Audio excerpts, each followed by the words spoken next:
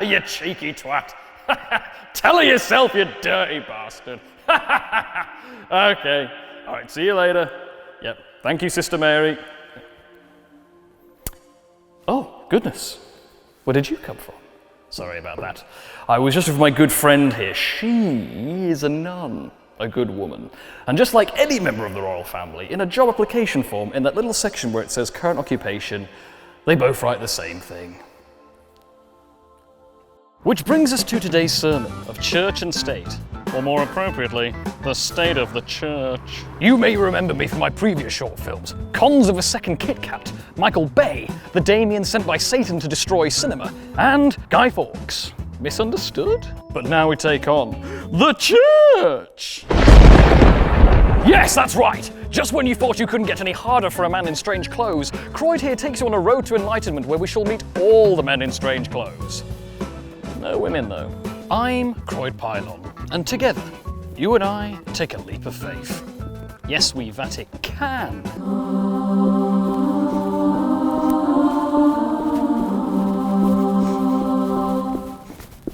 Faith is something that man has known since time immemorial. The desire to believe in something greater than ourselves, in a great plan for the universe of which we are part, pretty much goes hand in hand with the human condition. Today, we go on a journey of enlightenment to take a gander at the main pillars of religion, to see who the big boys are that swing their dicks the most down the temple corridors. And in the West, that would be monotheistic religion, which has refined over the centuries into the Abrahamic faiths, one of which being, of course, Christianity, featuring its great star, Mr. Jesus Christ.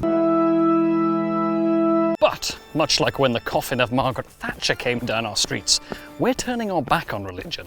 Men of the cloth just aren't doing it for us anymore. On this island, only 1 in 3 of us now identify ourselves as committed Christians. And to get a better picture of where we're going, I'm going to take a good look at where we've been. An approach I'd advise against if you're not a fan of the Conservative Party. Yes, there is a crisis of faith in this country, and I am no exception. I am incomplete. There is a hole inside me. A soul hole. But I've received a flurry of emails from some very nice men of the cloth who've offered to fill it for me. Just like the Russian Cate Blanchett in that Harrison Ford alien skull film, I want to know. I'm ready to know. What are the pieces missing from the great jigsaw that is me? Help me.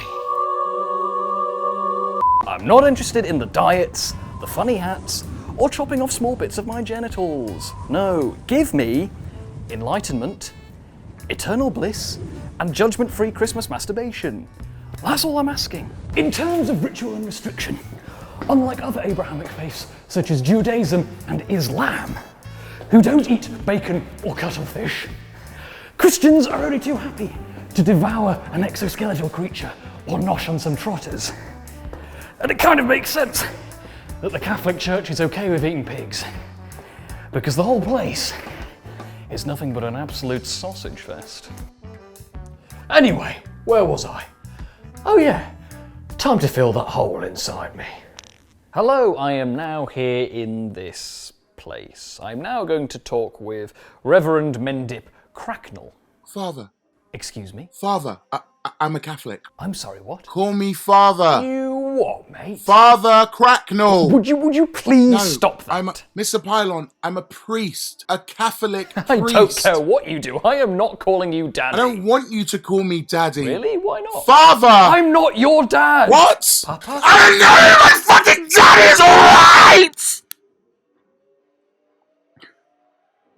Oh. I seem to have... Oh. Wow. Hello, I am here with Canon Cracknell. Now, something I feel we should kick off with straight away is the politicisation of church charity. Ooh. I'm sorry? Nothing. Well, yes, anyway, as I was saying, it is of course well known. I'm sorry. Do you mind if I get a little bit more comfortable? I was just about to say the same thing. Let's. Ah, that's better. Now, as I was saying, do you not want to, Oh, no. I've got a love bite. We are living in an increasingly godless universe. Less and less of us take to the pews. Why do you think that is? I think people are now struggling to find the holes which God can fill in a world dominated by the influence of social media and Ah, demagoguery. yes, well, if you don't mind, somewhere where I think you're going wrong. I've had a look around here, and I don't see a double X chromosome in sight. Exclusively men lecturing the flock for hundreds of years. Now, that sounds a little bit like mansplaining to me. Oh, sorry, I should say. Ladies, mansplaining is this thing where men feel like, oh! To help me get a little closer to the Almighty and get more intimate with the responsibilities of a canon, Cracknell felt it would be a good idea for me to take a confessional today, to really get to grips with one of the pillar stones of Christian teaching, forgiveness. Oh God, this reminds me of my mother's free childcare plan growing up. Hello? Forgive me, Father. I'm not your fucking... I'm sorry, child, please continue. Forgive me, for I've committed the sin of adultery. Oh, I see. I've been cheating on my wife. I don't know what to do. I don't know what to do. Right. I love her so much. I don't is want to a lose her. tricky But I can't live with the guilt. What should I do? I am stumped. No. Now. Good sport. Forgive me, Father, for I have sinned. And what did you do? I've acquired an unhealthy habit. I see. Sometimes I'll use one of my girlfriend's leg razors on my face and I'll put it back. What? I won't replace it, I'll just leave it there. I know what people like you get up to, and I find it... She could get an infection, I know it's bad. You know something? You disgust me. Bless me, Father. I shall. And what have you done then? Father, have you ever seen Fleabag? And with that, I think it's time to leave Western monotheism behind. It's not for everyone. It's time for me to look elsewhere for enlightenment. It's time for me to go to the east. But first, I should really board a train. Now when... Excuse me, sir. Can you tell me where I might find platform 9 3/4? 9 3/4. You fucking are or something. You fucking cunt. I decided that I desperately wanted to avoid a run-in with a Dalai Lama, so instead I decided to explore the more niche nooks and covert crannies of Eastern faith. I went to visit the Jains. The Jains, weirdly, have an affinity for silence, pacifism, and crown green bowling. Now, I know you might be thinking this is all a bit of a waste of time, but there are 4 million Jains in the world. To put that into context, if you were to take the Welsh and put them in saffron robes, that is what you've got on your hands, people. Jain is very much a fan of the not killing thing. And I mean not killing a thing. They are so scared of committing murder. It's adorable. Ladybird, careful! Some of them will even wear cheesecloths on their face to stop them inhaling flies. Hello, I am now here with Brady Napkin. Brady, thank you for having us. So, I must admit that Eastern spiritualism, my knowledge is somewhat sparse. I used to think it was just meditation, saffron robes, and annoying white people. Well, that's not true. Richard Gere's a Buddhist. He is. Right, so pacifism is a core component of your beliefs and man's relationship with and in nature and the world around him. Tell us more. Well, yes, as Jains, it is every one of our belief that we have no right to take the life of a living being. And that's why you have the cheesecloth.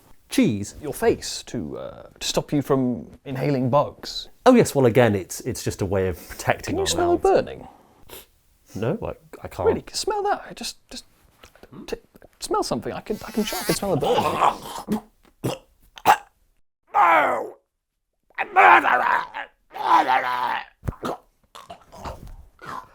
Oh my God! I mean, dharmic cycle of reincarnation. Help! Help! Somebody please! Help! Excuse me, sir. I need your help.